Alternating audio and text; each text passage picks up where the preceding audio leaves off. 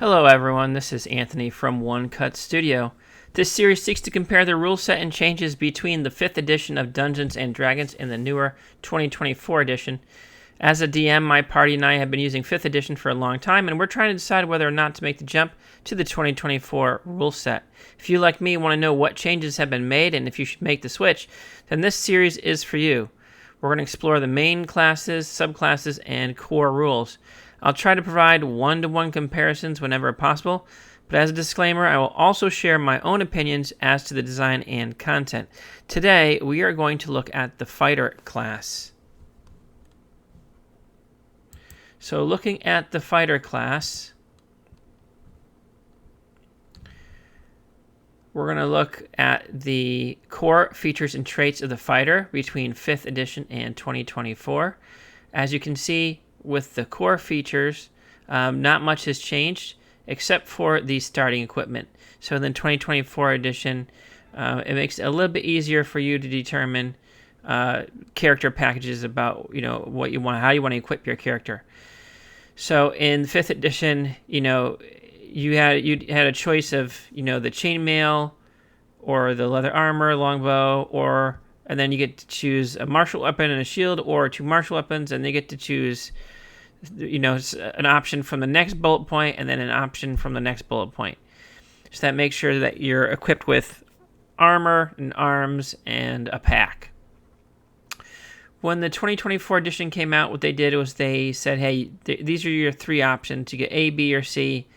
You can get all this stuff that's listed in A, which is the chainmail, the greatsword, and all that good stuff. It includes the pack. Or you could get the B package or the C package, and the C package is 155 gold pieces for you to spend to kit out how you want to kit out your character.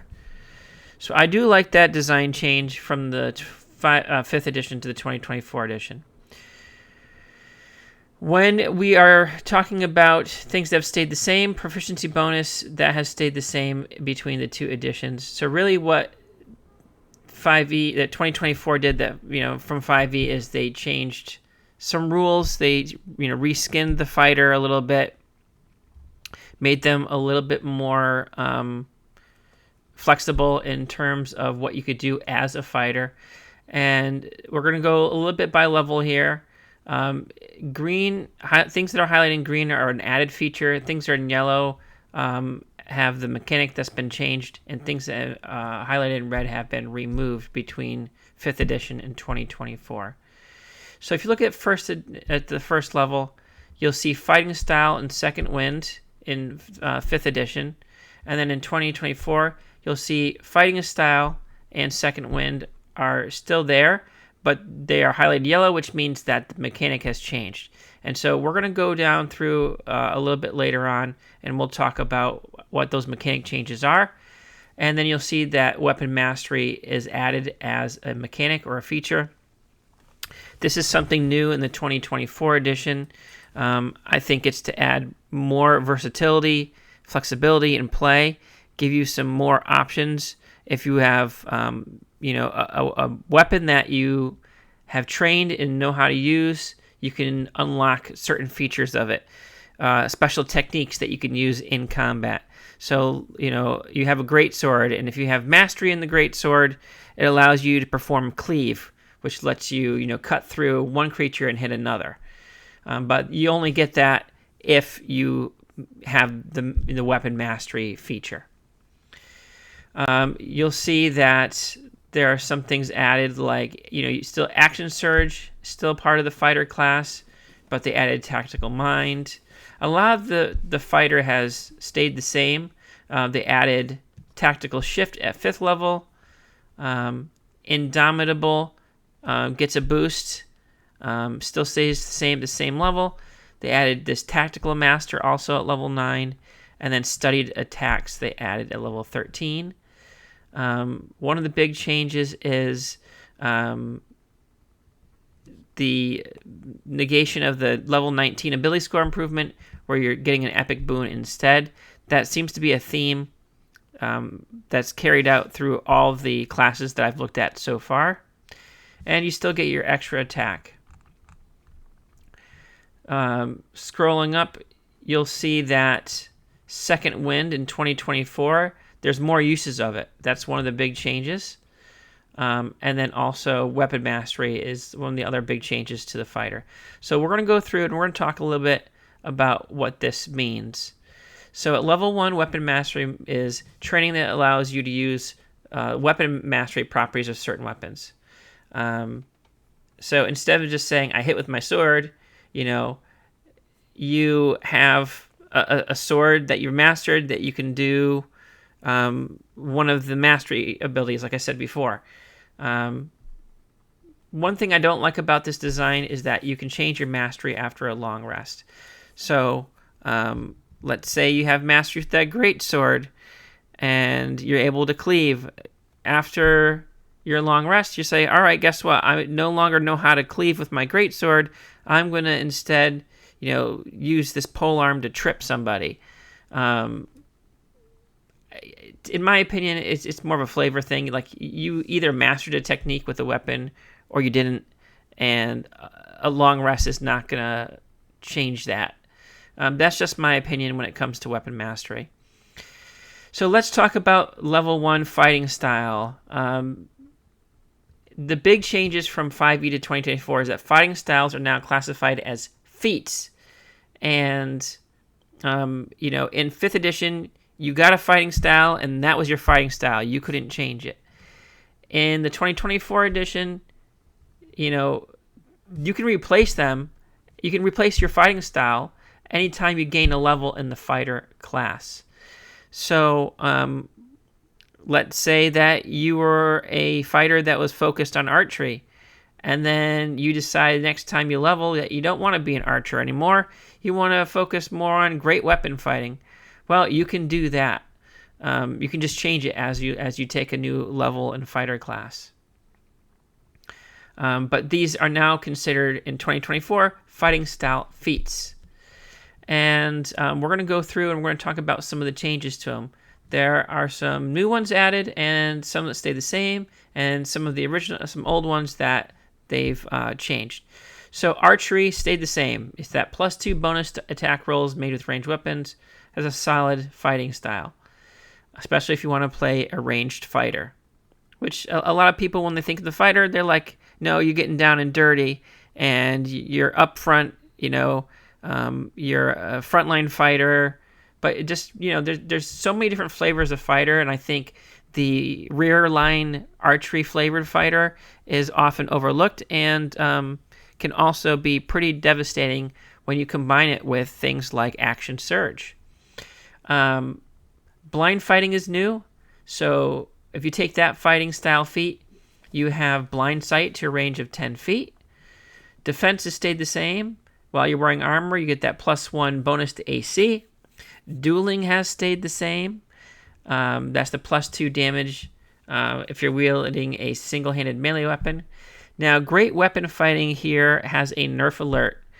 So great weapon fighting in the 5th edition was when you reroll, when you get a 1 or a 2 on your damage die for a two-handed or versatile weapon, you get to reroll it, and you take whatever roll you get. So that could lead to higher level amounts of damage. You might roll a 1 or 2 again, and that stinks, and that's what you have to take. But you could possibly get that 12 on your great axe, right? Potentially turning a 1 or 2 to 12 damage.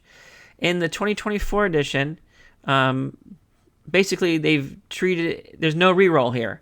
If you roll a 1 or a 2, it's now 3 damage. Now, this gives you a little bit extra damage. It beats having the 1 or 2, but it negates the opportunity for higher levels of damage that came from the previous version of great weapon fighting. But also what it does eliminate is it eliminates you getting a 1 or 2 on your reroll, and so it just adds more consistent damage. But to me, it takes away some of the fun of great weapon fighting. Interception is new. That's a newly added fighting style feat. Basically, if you have a shield or a simple martial weapon, you can use ready action to reduce damage done to a creature within 5 feet of you by a d10 plus your proficiency bonus. So basically, it's like blocking an incoming shot and redirecting it. That's what interception is. That's if like you're the flavor of fighter where you're protecting other people. Which again, there's protection where you use the shield and your reaction to impose disadvantage on an attack roll, and subsequent attack rolls. So that's the change to protection. So I believe before protection it was one at single attack roll. For the 2024 edition of protection, it's the triggering attack that you use your reaction for, and it's any subsequent attack rolls until the start of your next turn. So you're using your shield to basically protect somebody, and I think that's a good change to protection. Thrown weapon fighting is new. If you want to be one of those fighters that stands out of the way of melee and starts chucking daggers or throwing, a boomerang or whatever, it basically means extra damage with your thrown weapons. 2-weapon fighting has changed. You can add your ability modifier to the damage of an extra attack made with a weapon that has the light property. So in the original version in 5e, it was when you engage in 2-weapon fighting, you can add your ability modifier to the damage of the offhand attack. This one just stipulates that you still get to add your ability modifier, but it's not really offhand, and it's as long as it has the light property. So that's new.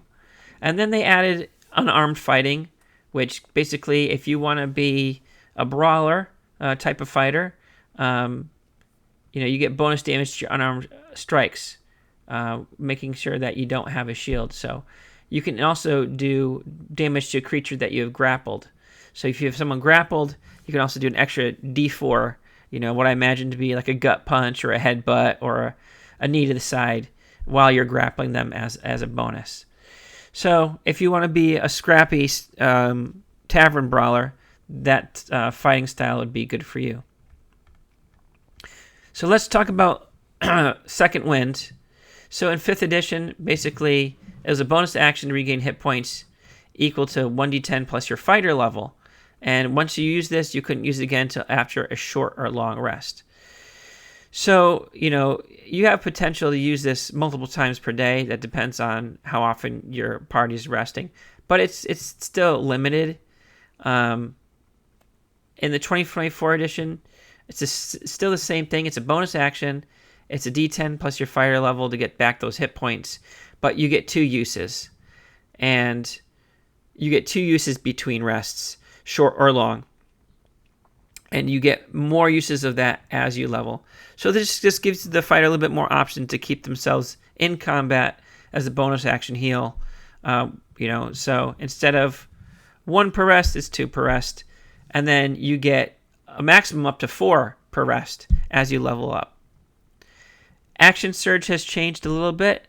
Again, with 5th edition, it was you get to take an additional action on top of your regular action and a possible bonus. And again, you had to finish a short or long rest before you could use it again. And then that changed at 17th level. You could use it twice before a rest, but still only once on a turn. In 2024, the only really change is that on your turn, you can take an additional action. The only thing you can't do is magic. So they kind of remove the fighter from using their action surge to cast a spell. That's the kind of nerf that they made to the action surge. So we'll see whether that's good or bad as play continues. So level 2, there's a new ability called Tactical Mind in the 2024 edition. When you fail an ability check, you can expend the use of your Second Wind ability. So since now you have more Second Winds, you can use these Second Winds to do different things. So instead of healing, you roll a d10 to your ability check. So that makes the fighter a little bit more useful outside of combat. It gives them a little bit more utility other than just being a fighter. So, fighters have to make ability checks too. Sometimes they want to do something, and this gives them the ability to succeed a little bit more, especially since fighters are usually limited in what they can do. So I see this as a design way to get fighters a little bit more useful outside of combat. So at level 3, you get your fighter subclass. In 5th edition, this was called an archetype, but 2024, they just call it for what it is, which is a subclass. Battle Master, Champion, Eldritch Knight are all there. And then in 2024 edition, they added in the Psy Warrior. We'll talk a little bit more about the subclasses in a later video. Level 5, they added something called Tactical Shift in the 2024 edition. Again, it's using those second winds. So now that you have more of them, and they give you more opportunity to do things. So when you use your second wind as a bonus action, it also allows you to move half your speed without provoking opportunity attacks. So that gives the fighter a little bit more tactical maneuverability inside of combat.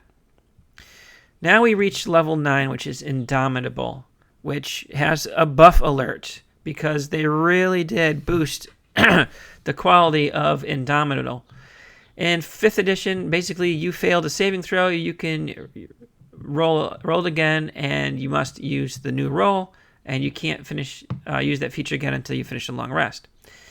So that also allowed you a chance to fail again. How is that Indomitable?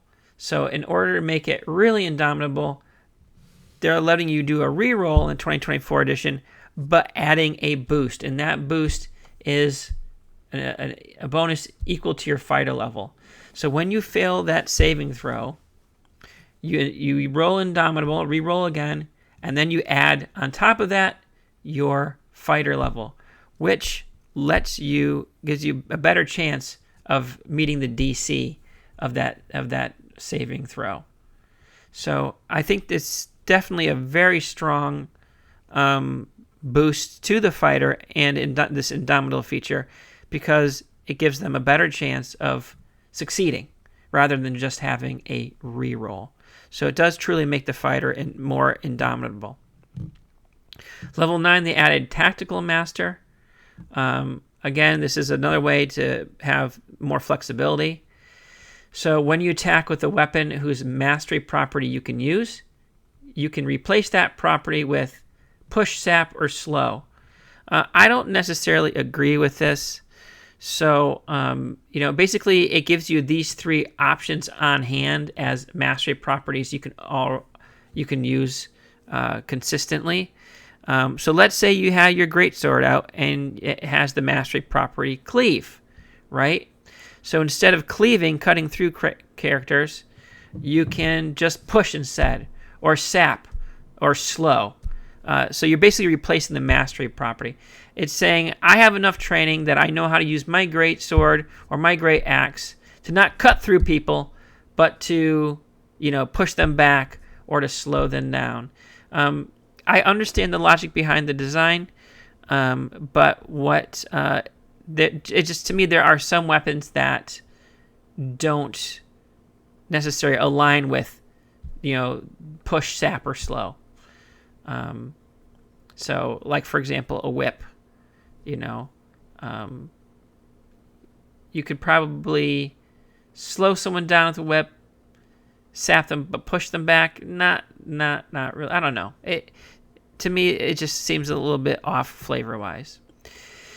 But that's just my opinion. But again, I think the designers did this to have more flexibility in combat for fighters.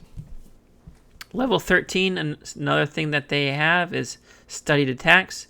So basically, if you're a fighter, you should be able to gain an advantage against the people you're fighting. Basically, you're studying them, you're learning from each attack that you make. If you make an attack roll against a creature and miss, you just automatically have advantage on your next attack roll against that creature. There's nothing that you have to do about it. You learn from your miss, you learn from your mistake, apparently. So I'm on the fence about this one, just because, it almost feels like you're rewarding someone from failing. You're rewarding a failure here. you know, because you're not actually studying.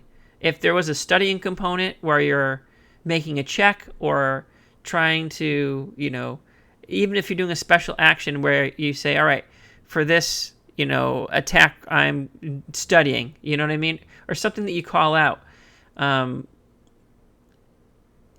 Just because you miss, you get advantage? No, I don't like that one bit. And then level 19, you know, again, in foregoing that ability score improvement, you get an epic boon instead. Again, I've talked about why they possibly have done this. It's because a lot of people probably don't play past 20, don't get into the epic boons. And an epic boon is a cheap and easy way to make a level 19 character that much stronger without having to really think about level 19 abilities at these class levels.